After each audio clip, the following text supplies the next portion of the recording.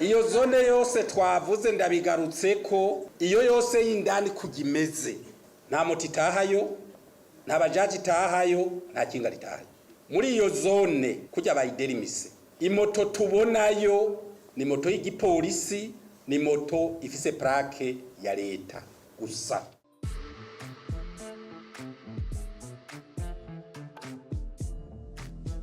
Mwutwidondora Ibanyita Musavyimana Eric mfise imyaka 29 rero nkora akazi k'ikimotari. Nitwa Igiraneza Izayi mfise imyaka 27 ishiriza 28 sanzwe nkora akazi ka taxi vero. Nitwa Mugisha Decide mfise imyaka 25 ntwara tukutuku. Mukoze uno mwuga imyaka ingahe? Akazi k'ikimotari ndagakoze imyaka 3. Ewe mu bisanzwe akazi ka taxi vero ndagakoze nk'imyaka 4. Ndayitwaye imyaka 4. Imbere yo gukora uwo mwuga wahora ukora iki? Imbere yo gukora akazi k'imotari natanguye muri taxi vero. Vuye muri taxi vero ndagenda ndiyunguruza ndagenda gupasa barampa permis mbona kukwinjira mu kimotari. Imbere yaho narakora ubundi buzi bwo mu nzu haratangura gukora akazi ka taxi vero. Nta kandi kazi nari mfise nari mvuye ku ishuri. None uyu mwuga wawe wotubwira ico umaze kukumarira? Akazi k'ikimotari karamaze kungirira akamaro kenshi naragakuyemwo inzu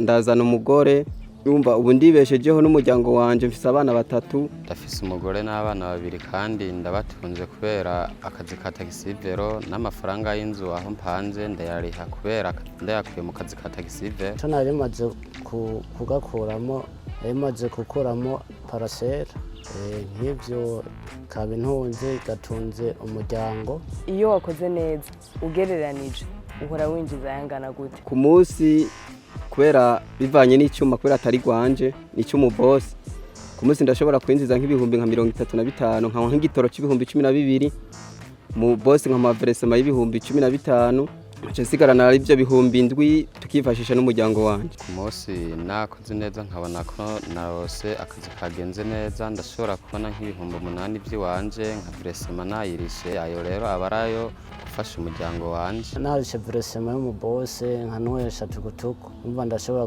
gusigarana nk'ibihumbi 10 bya rasiyo. Kuva hafashwe ijya ngingo ya leta wewe woba wafashe iyahe ikwega? Je novuga ati iyi ngingo leta yafashe mu bisanzwe ntije kutworohereza nka twebwe abamotari kubera abantu benshi twatwara muri nyangingo yatugumirije yuko twobajana hahandi nyene benshi baja muri hahandi batuzibiye.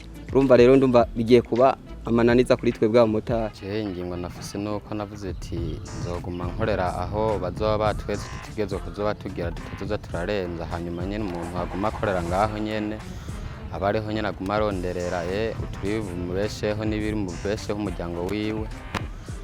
Ingingo nafase ingingo ntuturayifata kubera turabona bigiye kuba nabi. Urumva nta kandi kazi twari dufise akanego akazi kari kadutunze kamisi yose nari ntunze umuryango abavyeyi urumva nuko urumva rero tugiye kubaho nabi.